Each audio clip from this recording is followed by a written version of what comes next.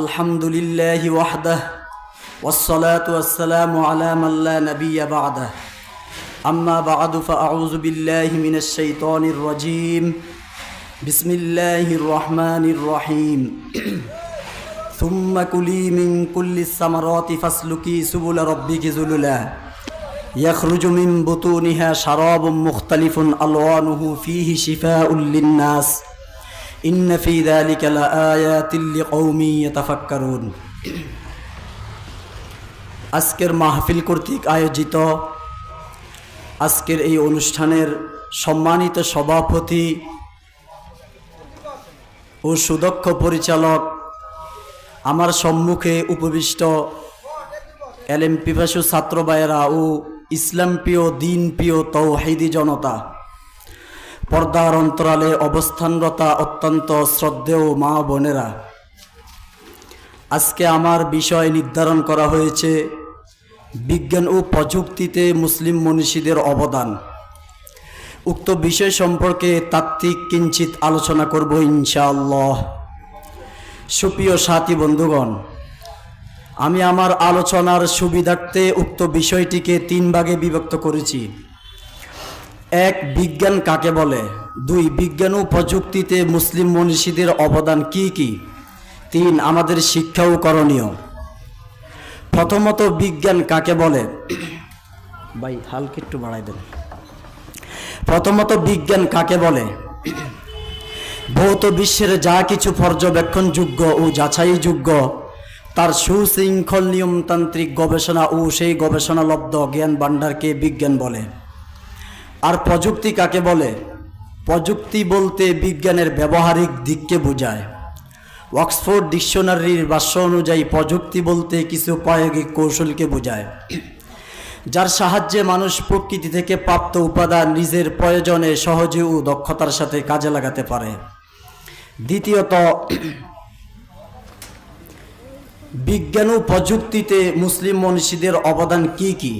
একথা বাস্তব যে আমাদের নতুন প্রজন্ম বিশ্বাস করে বিজ্ঞানের উন্নতি ও অগ্রগতিতে মুসলমানদের কোনো অবদান নেই, তবে তাদের এই বিশ্বাস সঠিক নয়।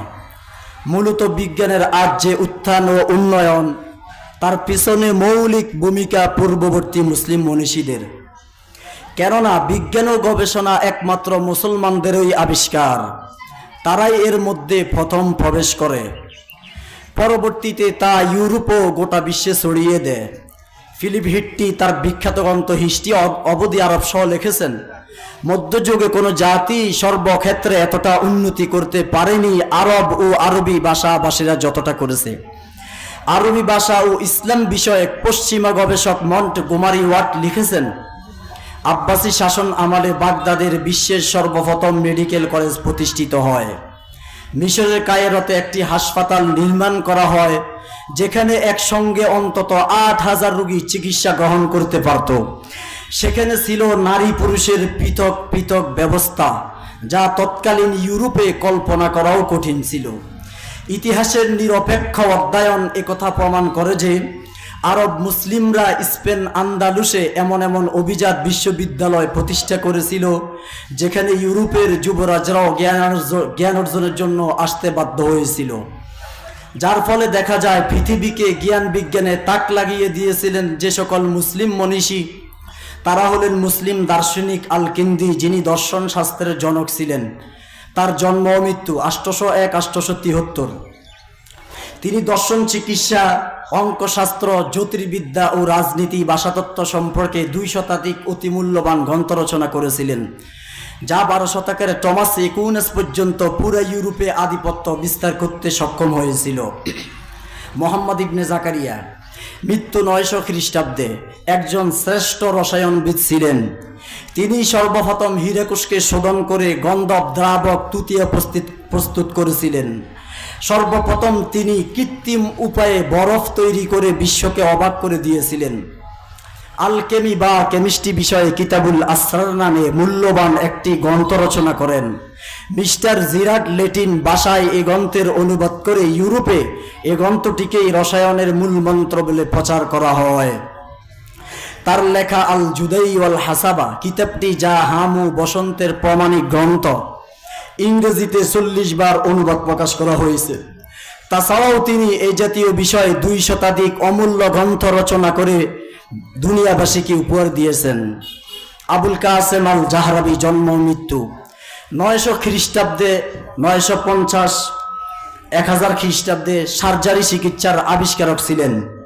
তিনি কর্ডোবার বিখ্যাত হাসপাতালের প্রধান চিকিৎসক ছিলেন। তিনি আত-তাসরিফ নামে চিকিৎসার বিষয়ে ঐতিহাসিক গ্রন্থ রচনা করে বিশ্ব মানুষের নিকট সমাদিত হয়েছেন। তিনি পৃথিবীতে সর্বপ্রথম নাকের ছিদ্রের ওষুধ দেওয়ার যন্ত্র, দাঁতের গোড়ার যন্ত্র, চোখের ছানি অপারেশনের যন্ত্র, মৃত্রনালীর পাথরের যন্ত্র, মৃত্র বর্ণকে বের করার যন্ত্র সহ শরীরের সকল অঙ্গের অপারেশনের যন্ত্র তিনি আবিষ্কার করেন। জাবির ইবনে হাইয়ান জন্ম মৃত্যু 722-804। তিনি রসায়ন শাস্ত্রের জনক। তাছাড়া একথা সর্বজন স্বীকৃত যে রসায়নই হলো সারা পৃথিবীর সকল বিজ্ঞানের মূল উৎস। তিনি পৃথিবীতে সর্বপ্রথম আবিষ্কার করেন পাতন, উদ্যোপাতন, পরিশ্রবণ, দ্রবণ, কেলাসন, বশীকরণ, বাষ্পীকরণ সহ রাসায়নিক বিভিন্ন প্রক্রিয়া। তাছাড়া লোহা, ধাতু তৈরি ও শোধন, চামড়ার varnish, water proof, potash, soda, acid, arsenic ইত্যাদি সবই তার আবিষ্কার, যার দ্বারা বর্তমান বিশ্বের শিল্প, মিল, কল কারখানা, ফ্যাক্টরি সব কিছু চলমান, যা দ্বারা অর্থনীতি সচল রয়েছে। তাছাড়া চিকিৎসা বিজ্ঞানে সারা পৃথিবী যাদের কাছে ঋণী তারা হলেন মুসলিম বিজ্ঞানী আল ফারাবি ইবনে সিনা, আল বিরুনি ইবনে বাজা, ইবনে রুশদ, যাদের দর্শন চিকিৎসা শাস্ত্রকে চরম উৎকর্ষে পৌঁছে দিয়েছে। মুসা আল খারজমি জন্ম মৃত্যু 780-850। তিনি সৌরমণ্ডল ও জ্যোতির্লির প্রখ্যাত গবেষক। তিনি পৃথিবীতে সর্বপ্রথম পৃথিবীর মানচিত্র এঁকেছেন। তিনি অঙ্কের বীজগণিতের জন্মদাতা। গণিতের প্রধান বই অ্যালজেব্রা তার কাছ থেকেই রূপান্তর করা হয়েছে। তাছাড়া জ্যোতির্বিদ্যা, গণিতশাস্ত্রে মুসলিম মনীষী আল বাত্তানি, আল ফারগানি, উমর ইবনে খৈয়াম অনুসরণীয় হয়ে আছেন। আল্লামা ইবনে খালদুন জন্ম মৃত্যু 1332-1406। সমাজবিজ্ঞান ও ইতিহাস শাস্ত্রের আবিষ্কারক ছিলেন। কিতাবুল ইবার ওয়াদিয়ানুল মুক্তাদা নামক ইতিহাস রচনা করে পৃথিবীকে সমাজনীতির মূল মন্ত্র শিখিয়ে দিয়েছেন। মুসলিম বিজ্ঞানী আবুল হাসান জন্ম মৃত্যু 1609-1680 সর্বপ্রথম দূরবীক্ষণ যন্ত্র আবিষ্কার করেন এবং তিনি সর্বপ্রথম চন্দ্র সম্পর্কে গবেষণা করে প্রসিদ্ধি লাভ করেন। সুপ্রিয় সাথী ও বন্ধুগণ, এই ছিল মুসলিম জাতির গৌরবোজ্জ্বল ইতিহাসের সারসংক্ষেপ।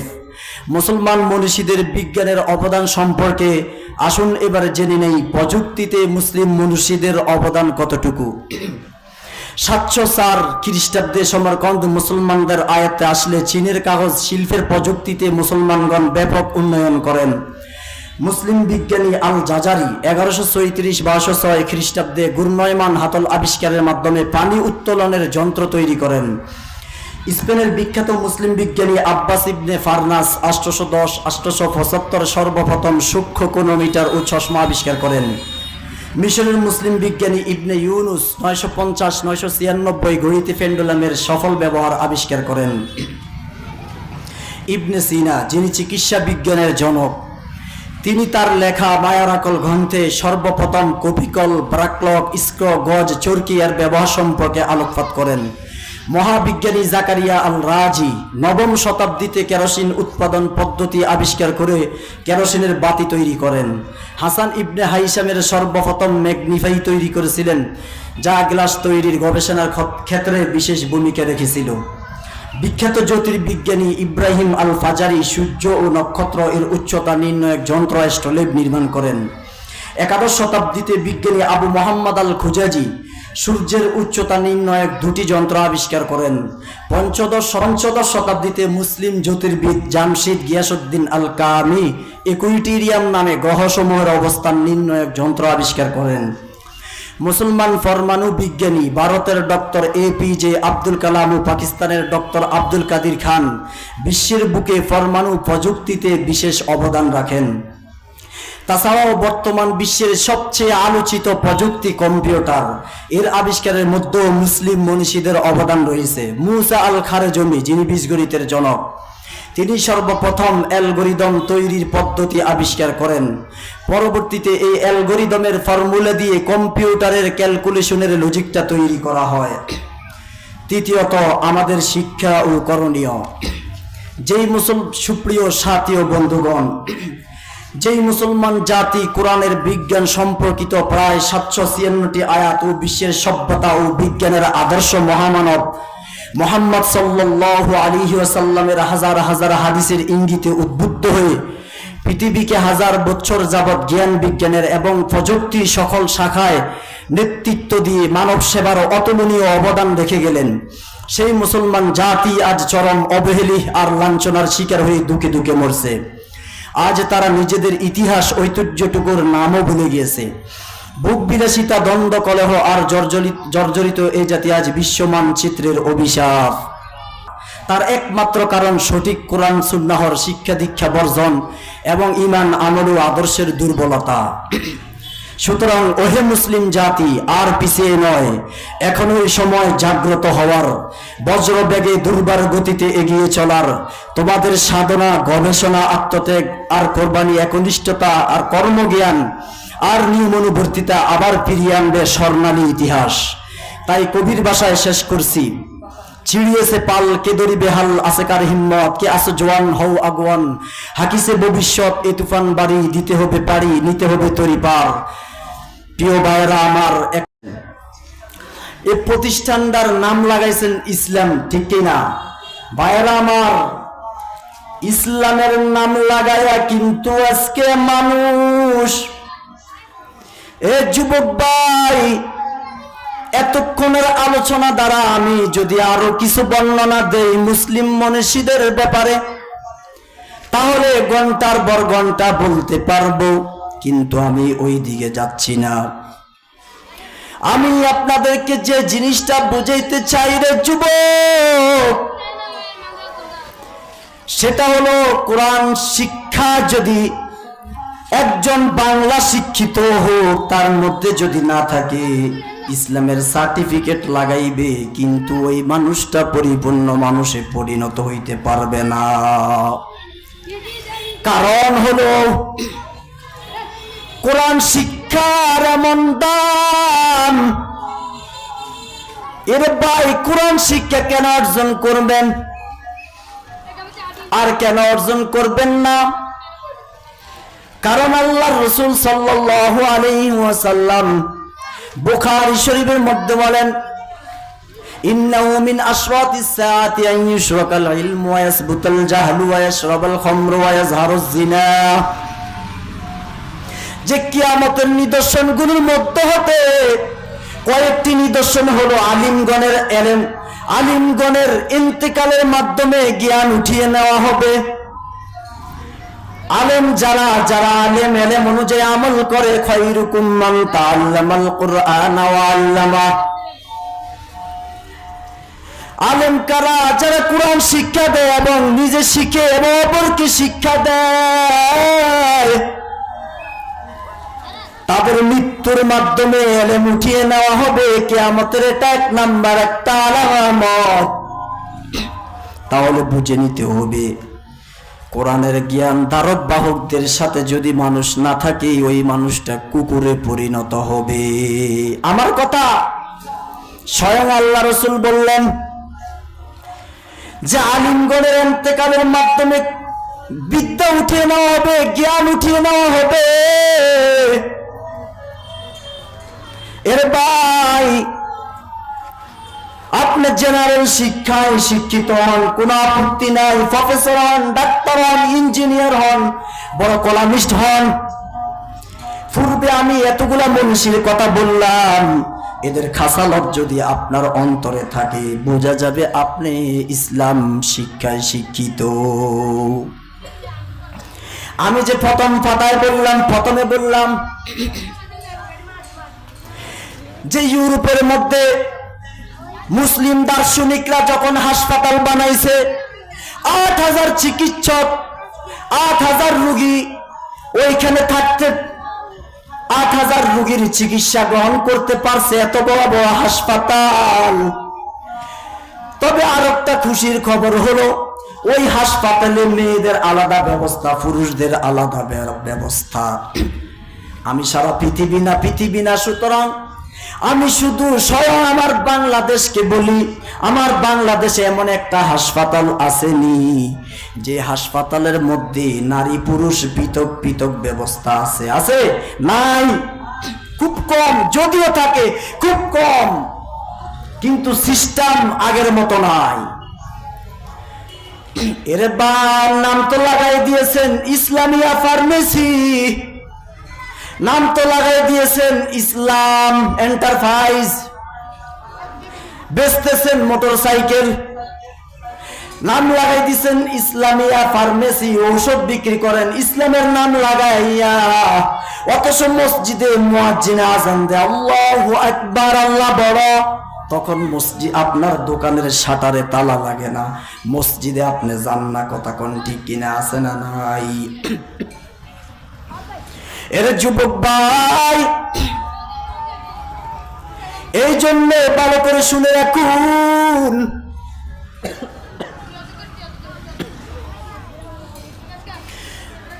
যদি ইসলামের সাথে আপনি থাকতেন, ইসলাম সম্পর্কে যদি আপনি জানতেন, তাহলে আপনি যেই প্রতিষ্ঠানে থাকেন না কেন ওই প্রতিষ্ঠান আপনার একটা ধার্মিক প্রতিষ্ঠান বলে পরিচিত হতো। আপনি তো সাধারণ নাম লাগাইছেন, সাধারণ মাত্র ইসলামের নাম লাগাইছেন, ইসলাম নামক গাছটার নাম লাগায়া বিক্রি করতেছেন অন্য কিছু, কোনো সমস্যা নাই। কিন্তু ইসলামের কাজ আপনার দ্বারা হচ্ছে কিনা সেটা একটু দেখার বিষয়, ঠিক কিনা ভাইরা আমার? অর্থাৎ আল্লাহ তাআলা কোরআনের মধ্যে বলেন, যারা জানে আর যারা জানে না তারা কোনোদিন এক হতে পারে না, ঠিক কিনা? ফাসআলু আহলায যিকরি ইন কুনতুম লা তা'লামুন। আল্লাহ পাক রব্বুল আলামিন বলতেছেন, হে নবী আপনি বলে দিন, যারা জানে আর যারা জানে না তারা কোনোদিন এক হতে পারে না। কথাটা কতটুকু বুঝছেন? অর্থাৎ এখানে আয়াতের মধ্যে আহলে জিকির শব্দ ব্যবহার করেছেন, অর্থাৎ যারা কোরআনের জ্ঞান রাখেন, যারা ধর্মীয় জ্ঞান রাখেন তাদেরকে বুঝাইছেন। কিন্তু ভাইরা আজকে দোকানপাটে, চায়ের হোস্টেলে দোকানপাটে বসে বসে আপনারা নিজেরা ফতোয়া দিতেছেন, আরে এটা এভাবে কর, মসজিদের হুজুরের কাছে যাওয়ার দরকার নাই। ভাই ফতোয়ার বিষয়টা এমন, আল্লাহ রাসূল বলেন, মান আফতা বিফুতিয়া গায়রি সাবাতিন ফাইন্নামা ইয়াসবুতুহু আলা নাফসি। ফতোয়ার বিষয়টা হলো এমন, আপনি একটা বিষয় জানেন না, আন্দাজে সমাধান দিয়ে দিলেন, আর এই অনুযায়ী যদি কেউ আমল করে, আর আমলটা যদি কোরআন সুন্নাহ মতে না হয়, এর ভাই আপনি জাহান্নামে যাবেন। এই কথাটা আমার না, এই কথাটা কার? স্বয়ং আল্লাহ রাসূল বলেছেন, আল্লাহ কোরআনে বলেছেন। এই জন্য ভাইরা আমার, যারা কোরআন শিখে আর যারা শিক্ষা দেয় তাদের মতো মর্যাদা কারো নাই। ভিন্ন জায়গায় যারা শিক্ষা অর্জন করে তাদেরকে নিন্দা করছি না, করুক, কোনো সমস্যা নাই। তবে সমস্যা এক জায়গায় রে ভাই, যদি ওই ব্যক্তিরা ওই প্রতিষ্ঠানগুলোতে নামাজের ব্যবস্থা চালু থাকে, ইসলাম সম্পর্কে জানা থাকে রে ভাই, তাহলে কোনো সমস্যা নাই। তাহলে তো হাকিকত সে তু দুনিয়া বেখবর হাই, দুনিয়া কি নুমাইশ ফর নজর হাই, নমি গুয়াম কে আজ দুনিয়া জুদা বাস বহর কারে কে বাসি বা খোদা বাস চিস্তে দুনিয়া আজ খোদা গাফিল বুদন নয় কমা শদ নুকরাহু ফর জিন্দু জাদ আতিনা ফি দার দুনিয়া না হাসান আতিনা ফি দার উকবা না হাসান। এর ভাই যারা ইলমে দ্বীন শিক্ষা করে তাদের ব্যাপারে আল্লাহ রাসূল সাল্লাল্লাহু আলাইহি ওয়াসাল্লাম বলেন,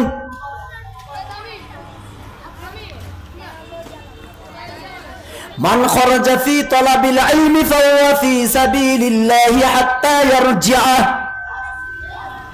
যে ব্যক্তি ইলম অন্বেষণের উদ্দেশ্যে কোন রাস্তা অবলম্বন করে বা আল্লাহর রাস্তায় বের হবে, সেই ব্যক্তি ঘরে ফেরা পর্যন্ত আল্লাহর রাস্তায় রয়েছে বলে গণ্য হবে।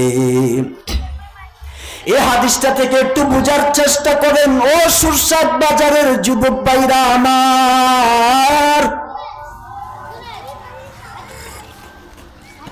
পর্দার অন্তরালে অবস্থানরত অত্যন্ত শ্রদ্ধেয় মা বোনেরা শুনে রাখুন,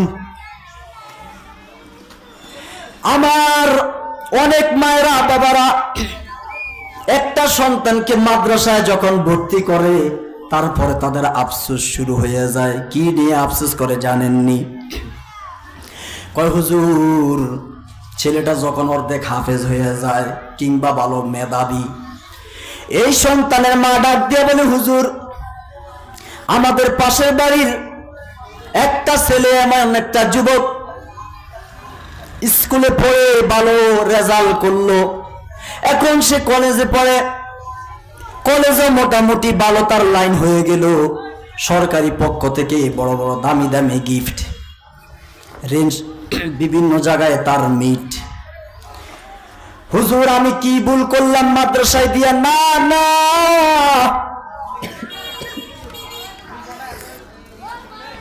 ও মা আমার বাবারা, ভুল করেন নাই, ভুল করেন নাই। একটু পরে মর্যাদার হাদিসগুলো বলবো। বাহ্যিক দৃষ্টিতে আপনার চোখ দ্বারা দেখতেছেন স্কুল পড়ুয়া, কলেজে পড়ুয়া আমার ভাইরা দামি দামি গাড়িতে চড়তেছে, বড় বড় অফিসার হয়ে গেল, কিন্তু এই অফিসার কিন্তু মসজিদের সামনের মিনারায় দাঁড়ানোর যোগ্যতা রাখে না, ঠিক কিনা? আউলিয়ারা কার উকবায় খতিয়ার, জাহেলারা কার দুনিয়ায় খতিয়ার, নাইলে মোমেন সুয়ে মোমিন মিশাওয়াদ, নাইলে কাফের সুয়ে কাফের মিশাওয়াদ। এক জামানা সোহবতে বাউলিয়া, বেহতার আজ সদ সালাত বেরিয়া। এর যুবক ভাই, বাহ্যিক দৃষ্টিতে যদিও দেখেন ওই সন্তানগুলা খুব দামি, না না, ওই সন্তানগুলা যত এমবিবিএস প্রফেসর যা কিছুই হোক না কেন, কোরআনের কাছে তার মাথা নত করাই লাগে, ঠিক কিনা? প্রিয় ভাইরা আমার,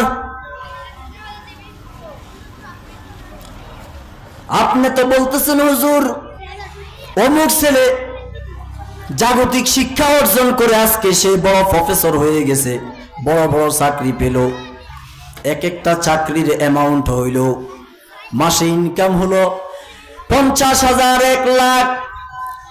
হুজুর আমি আমার ছেলেকে মাদ্রাসায় দিয়া খরাত শিখাইলাম, খরাইত্যা বানাই লইলাম, আমাদের দেশের ভাষায় কয় খরাইত্যা বানাই ফেলাইছি, ঠিক কিনা? কয়নি? এর ভাই খরাইত্যা বানান নাই, খয়রাত শব্দের তৈল কল্যাণ, যেটা আপনি মনে করছেন আসলে এটা বানান নাই, বরং আপনার এই ছেলেটা দামি হয়ে গেল।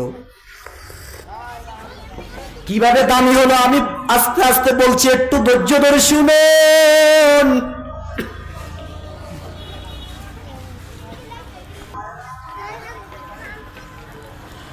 আপনার সন্তানকে আপনি চোখে দেখছেন জুব্বা পাঞ্জাবি পাগড়ি টুপি লাগায়া রাস্তায় হাঁটে, দেখতে আসলে অনেক সুন্দর, আসলে অনেক দামি, কিন্তু পাশের বাড়ির ফোলাফান গুলা বিদেশ গিয়ে টাকা কামায়, কোটি কোটি টাকার মালিক, 10 তলা 5 তলা বিল্ডিং হয়ে গেছে। আবার যাদেরকে নিয়ে গর্ব করেন প্রফেসর, এরা সুদ খায় ঘুষ খায়, আছে না নাই? সুদের ব্যাপারে ঘুষের ব্যাপারে বললে আবার কই হুজুর কি কন, পেট চলানোর জন্য হারাম খাওয়ান জায়েজ আছে, কোন হাদিসে পাইলা? নাউযুবিল্লাহ। যদি হারাম খাওয়া জায়েজ হইতো সাহাবীরা গাছের পাতা সবাই খাইতেন না, ঠিক কিনা? এই ভাইয়েরা আমার, আল্লাহ ওয়ালাদের জীবনী দেখো, যদি হারাম খাওয়া জায়েজ হইতো রে যুবক ভাই, ও আমার আম্মাজিরা, তাহলে তারা দিনকে দিন না খেয়ে কাটাইয়া দিলেন। ছাতু চিনেন? চাউল বাজার পর এটারে পিছিয়ে পিছিয়ে পিছিয়ে যেই গুঁড়া বার করে এটাকে ছাতু বলে। ছাতু খাইয়া খাইয়া অনেক আল্লাহ ওয়ালারা জীবন কাটাইছে। যদি হারাম খাওয়া জায়েজ হইতো তাহলে অবশ্যই তারা কি করতো? হারামে খাইতো, কিন্তু হারাম খায় নাই। আল্লাহ আল্লাহ क्या मुबारक नाम है, अल्लाह अल्लाह आशिकू का काम है। এর যুবক ভাই ও পর্দার অন্তরালের আমার মায়েরা, মন ছোট করা যাবে না। আপনার ছেলে বড় এক মসজিদের ইমাম, বড় এক মসজিদের খতিব, সেই মসজিদে সে বয়ান করতেছে, ইমামতি করতেছে, তার পিছে শত শত লক্ষ লক্ষ সুদখোর ঘুষখোর পিছনে দাঁড়ায়া দাঁড়ায়া নামাজ পড়তেছে, আছে না নাই? আমরা শহরে ছিলাম জানি। এর ভাই পুলিশের এসপি ডিসি, কত দামি দামি পোশাক, আমাদের পিছনে নামাজ পড়ে, নামাজ শেষে বলে হুজুর একটু দোয়া করেন। কি ব্যাপার? হুজুর লক্ষ টাকা কামাই করি কিন্তু অন্তরে শান্তি নাই, কারণ কি? বলে হুজুর রাত্রে আমরা বিভিন্ন জায়গায় আমাদের ডিউটিতে চলে যাই, বাড়িতে এসে দেখি আমার স্ত্রী ঘরে নাই। মোবাইল যদি টেলিফোন করি, আমার স্ত্রী ক্ষিপ্ত হইয়া বলে তুই যেরকম বাইরে ডিউটি করস আমিও ডিউটি নিছি। নাউজুবিল্লাহ করবেন না? কত শান্তির চাকরি করে দেখেন, লক্ষ টাকার চাকুরি, আর মাদ্রাসায় বা মসজিদে ইমামতি করে, ছোট্ট ফলাফান করে ছোট্ট এলাকার শিশু বাচ্চাদেরকে কালিমা তৈবা শিক্ষা দিতেছে, কোরআন শিক্ষা দিতেছে, খয়রুকুম মান তাআল্লামাল কুরআন ওয়া আল্লামা শিক্ষা দিতেছে, এই হাদিস অনুযায়ী আমল করতেছে। তারা বলে দামি না, তারা বলে খয়রাইতা। আর তুমি আকাম কুকাম করো, লক্ষ টাকা কামাই করো, তোমার বউ থাকে না ঘরে, তোমার ছেলে থাকে না ঘরে, তোমার মেয়ে থাকে না ঘরে, তুমি আসো অনেক মহার হালে, না ভাই নাই। যত কোটি টাকার মালিককে দেখেন বড় বড় রোগে ব্যস্ত, আছে না নাই? ও আমার বাবারা ভাইরা, শহরে না গ্রামে এখন দেখা যায় ফজরের পর মসজিদের ইমাম সাহেব নামাজ শেষ করার পর রাস্তায় হাঁটে, আর তাকায়া দেখে অনেক মহিলা বা পুরুষরা রাস্তায় হাঁটতেছে। হঠাৎ একদিন এক মসজিদের ইমাম সাহেব ডাক দিয়া বলে, ও চাচা আপনি তো অনেক বড় ব্যারিস্টার, আপনি আজকে ফজরের সময় কেন আসলেন না? বলে ঘুম বেশি হয়ে গেছে, রাত্রে একটু ফেসবুকের ভিতরে ঢুকলাম, সময় বেশি নিয়ে গেছে, এই জন্য ঘুম থেকে উঠতে পারি নাই, মসজিদে আসতে পারি নাই। দালান কোটা দেখলে মানুষ তার সাথে আত্মীয়তা করতে বাধ্য হবে, কিন্তু ভিতরে জ্বালা পড়ার অভাব নাই। ফজরের নামাজটা বাড়ির কাছে থাইকা পড়তে পারে নাই, তো বলে এখন হাঁটেন কেন? এখন কিভাবে ঘুমেতে উঠলেন? বলে আমার ডাক্তারে বলছে আমার যে এক রোগ, যে এক ভাইরাস আল্লাহ আমাকে দিয়ে দিলেন, এই ভাইরাস আমাকে ঘুমাইতে দেয় না, এই সময় আমার হাঁটা লাগে। ম্যাডাম হাঁটে এক রাস্তায়, উনি হাঁটে আরেক রাস্তায়, হাতের মধ্যে মোবাইলটাও পর্যন্ত ছাড়ে না, আছে না নাই? ফজরের পরে কয়জন মাদ্রাসার ছাত্র কিংবা কয়জন হুজুরকে হাঁটতে দেখছেন? হাঁটা কিন্তু ভালো, এত বড় বড় রোগ মসজিদের কোন ইমাম সাহেবের নাই, কোন মাদ্রাসায় পড়ুয়া পড়ায় তাদের নাই। কারণ ভাই যত টাকাই কামাই করবেন এই টাকাটা কিন্তু আল্লাহ আপনাকে দেয় নাই, আল্লাহ আপনাকে দিতে চায় নাই, জোর কইরা নিছেন। মানে হারাম কামাইয়া ঘুষ খাইছেন, টুলের উপর থেকেও নিছেন, টেবিলের তল থেকেও নিছেন। এই সমস্ত লোকদের থেকে যদি আপনি কোনো মাদ্রাসা প্রতিষ্ঠান কিংবা কোনো গরিব দুঃখী মানুষ হাত বাড়ায়, বলে সরে যাও, তোমাদের মতো ফকিন্নিদেরকে আমি দান করব না, আছে না নাই? অথচ জানে না সদকা তো তারাক্তু মিনাল বালা, দান সদকা দ্বারা বালা মুসিবত উঠাইয়া নেন। এরে ভাই সম্পদের এত মহব্বত কেন? তোমার চাইতে বড় দুনিয়াওয়ালা শেষ খতম হয়ে গেছে। এর ভাই আমাদের দেশ স্বাধীন যেদিন হয়েছিল, আমি কোন দলের বিরুদ্ধে বলবো না, আমি একটা কথা বুঝানোর জন্য টানছি। বেশি দিন কিন্তু হয় নাই দেশ স্বাধীন হয়েছে। যারা বড় বড় নেতা খেতা দেশ থেকে যখন ফালাইয়া গেল, লক্ষ লক্ষ কোটি টাকার বান্ডিল গুলায় নদীর মধ্যে ফালাইয়া গেছে, বিভিন্ন জায়গায় রাইখে গেছে, ঠিক কিনা? আর আমার দেশের এই বাংলা সোনালের এই সোনার বাংলাদেশ, এই দেশের কত মানুষ এমনও আছে এক বেলা খাইলে দুই বেলার খবর নাই, আছে না নাই? কোনো খোঁজ খবর নাই। এই সুদখোররা কিন্তু লেখাপড়া কইরা এই সুদখোর হইছে, এই ঘুষখোররা লেখাপড়া কইরাই কিন্তু ঘুষখোর হইছে, টাকাওয়ালা হইছে। কিন্তু ভাই কোন শিক্ষা অর্জন করার কারণে? ধর্মীয় শিক্ষা না, যেই শিক্ষার ব্যাপারে আপনারা সবাই আঙ্গুল তুলে বলেন এগুলা ব্যবসা, নাউজুবিল্লাহ বলে কিনা? যেখানে মাদ্রাসা দেয়, মাদ্রাসা দেখলে বলে এটা ব্যবসা, নাউজুবিল্লাহ। আর ভাই আমরা তো কোনোদিন বলি নাই 5 হাত দূরে গেলে কিন্ডারগার্টেন, আদর্শ বিদ্যানিকেতন, আবার কতটুকু গেলে কোচিং সেন্টার। কই ভাই আমরা তো আপনাদের শিক্ষার ব্যাপারে কোনোদিন হাত তুলি নাই, আঙ্গুল তুলি নাই, বিরুদ্ধে বলি নাই। বরঞ্চ কলেজের একটা যুবককে বুকে টান দিয়ে বলি, ভাই কলেজে পড়ো, ভাই ভার্সিটিতে পড়ো, আমাকে একটু সহযোগী কইরো, যেহেতু আমি ওই জায়গায় লেখাপড়া করি নাই। তবে তোমার কাছে একটা আবদার থাকবে, ওই আবদারটা হলো তুমি মাদ্রাসার শিক্ষাও পাশাপাশি কিছু অর্জন করো। সব শিক্ষা লাগবে না, যেমন 5 ওয়াক্ত নামাজ ফরজ, এই ফরজিয়াতের যে আমলগুলো ফরজ সেগুলো শিক্ষা করাও ফরজ। যে আমলগুলা হলো সুন্নাত সেই আমলগুলার ইলম ও শিক্ষা করা সুন্নাত। যে আমলগুলো ওয়াজিব সেই আমলগুলার ইলম অর্জন করা ওয়াজিব। সুতরাং এই টুকিটাকি আমলগুলো শিক্ষা করো। অন্তত 5 ওয়াক্ত নামাজ সুন্দর করে পড়তে পারো। রমজান মাস আসলে রমজানের রোজাগুলো রাখতে পারো, তার বিধিবিধান সম্পর্কে জানো। মালদার হুতু মানে মালদার যদি হও, যাকাত ফিতরা দান খয়রাতের সম্পর্কে কিছু মাসলা মাসাইল শিক্ষা করো। এগুলো শিক্ষা অর্জন করে যদি দুনিয়া জিন্দেগিতে তুমি আমল করে কাটাইতে পারো, মৃত্যুর সময় হযরত মালাকুল মউত আজরাইল আলাইহিস সালাম যখন তোমার সামনে উপস্থিত হবে, তোমার মৃত্যুটা অনেক সহজে হবে। আর নালে ভাই হিসাব দিতে কিন্তু পারবা না।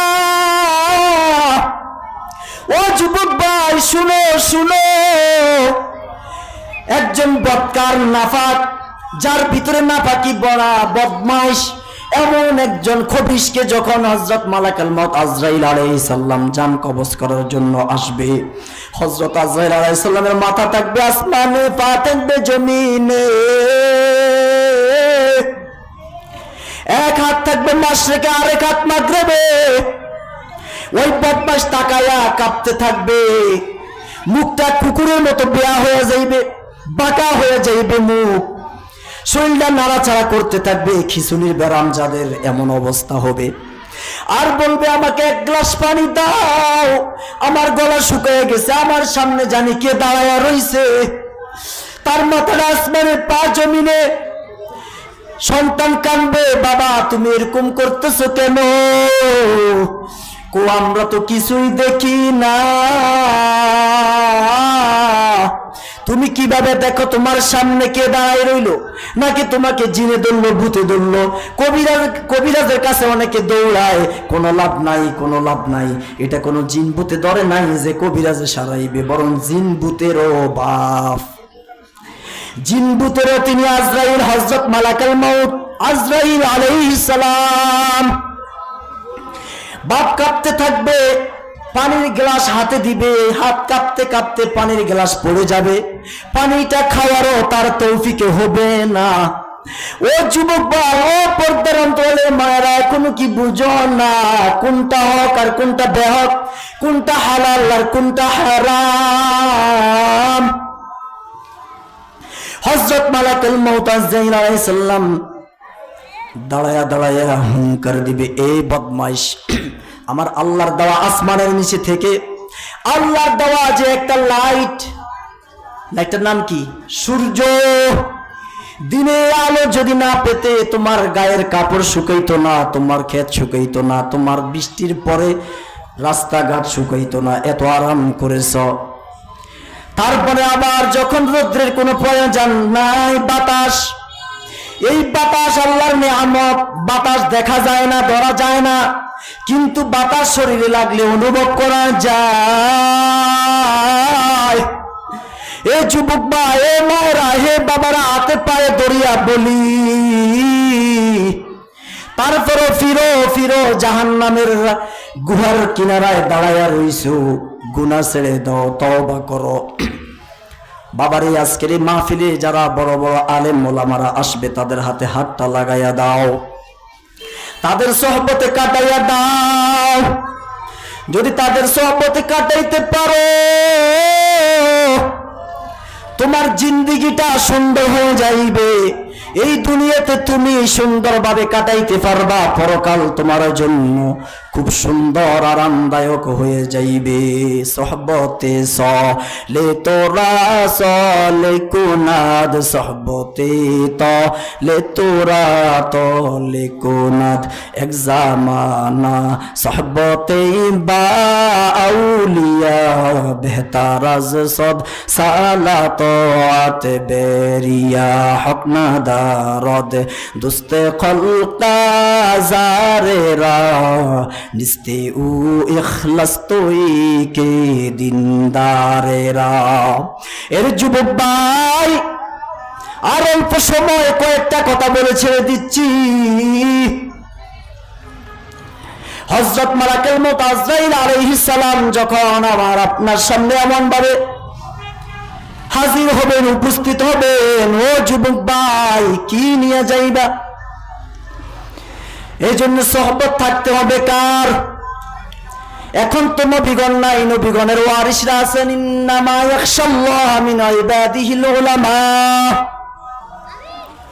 প্রকৃতপক্ষে যারা আলেম তারাই আল্লাহকে ভয় করে, তাদের সোহবতে থাকা লাগবে। ও যুবক ভাইরা, সরষাট বাজারে কুকুর আসেনি? আছে, বহুত কুকুর আছে, অবশ্যই আছে। কোন কুকুরের দাম নাই, তবে ওই কুকুরের দাম আছে যে কুকুরটা খাঁচার মধ্যে থাকে, মালিকের বাড়িতে সব সময় থাকে, মালিক তাকে আদর যত্ন করে।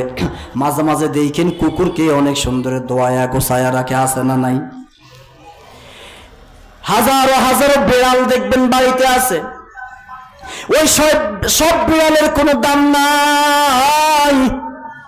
ওই বিড়ালটার দাম আছে যেই বিড়ালটা নির্দিষ্ট আকারে কোনো মানুষ মালিক ওই বিড়ালটাকে ঘরে রাখে, আদর করে, আলাদাভাবে খানা দেয়, ওইটারই দাম বেশি। কথা কোন ঠিক কিনা? এই জন্য সোহবতে থাকার দামের জন্য উদাহরণগুলো টেনেছি। আলেম ওলামাদের সংসদে থাকবেন, মাসলাগত কিছু জানবেন, তাদের কাছে জানবেন। ও ভাইরা আমার, এই জন্য আলেম ওলামাদের সাথে, আলেম ওলামাদের সোহবতে থাকতে হবে, নইলে আমাদের কোনো উপায় থাকবে না। আরেকটা হাদিস বলবো ভাইরা আমার, আলেম ওলামা ও মাদ্রাসার ছাত্ররা, ইলম তলবকারীদের কি মর্যাদা, এই সম্পর্কে আল্লাহ রাসূল বলেন, মান সালাকা তরিকান ইয়ালতামিসু ফীহি ইলমা সালাকাল্লাহু বিহি তরিকান মিন তুরুকিল জান্নাহ। ওয়া ইন্নাল মালাইকাতা লাতাদাউ আজনিহাতাহা রিদা লিতালিবিল ইলম ওয়া ইন্নাল আলিমা লা ইস্তাগফিরু লাহু মান ফিস সামাওয়াতি ওয়াল আরদি ওয়াল হিতানু ফি জাওফিল মা। যদি কোনো ব্যক্তি এলেম অন্বেষণের উদ্দেশ্যে, এলেম অর্জনের উদ্দেশ্যে কোনো পথ অনুসন্ধান করে, আল্লাহ পাক রব্বুল আলামিন তাকে জান্নাতের পথসমূহ থেকে কোনো একটি পথের নির্দেশ সন্ধান দেবেন। সুবহানাল্লাহ। শুধু তাই নয় রে বাবা, যারা ইলমে দ্বীন অর্জন করে তাদের সন্তুষ্টির উদ্দেশ্যে, অর্থাৎ যারা তলবে ইলম, তাদের সন্তুষ্টির উদ্দেশ্যে ফেরেশতারা তাদের নূরের পাখা বিছিয়ে দেন। সুবহানাল্লাহ। পরের অংশে বলেন ওয়া ইন্নাল আলিমা, যারা আলেম তাদের জন্য আসমান এবং জমিনে যা কিছু আছে তাদের জন্য দোয়া করে, এমনকি গভীর পানির মাছেও তাদের জন্য দোয়া করে। বড় বড় সমুদ্রের নিচে কীট পতঙ্গ মাখলুক যা কিছু আছে এদের ডাকও কিন্তু আমার আল্লাহ শোনে, এরাও কিন্তু আলেম ওলামা মাদ্রাসার ছাত্রদের জন্য দোয়া করে।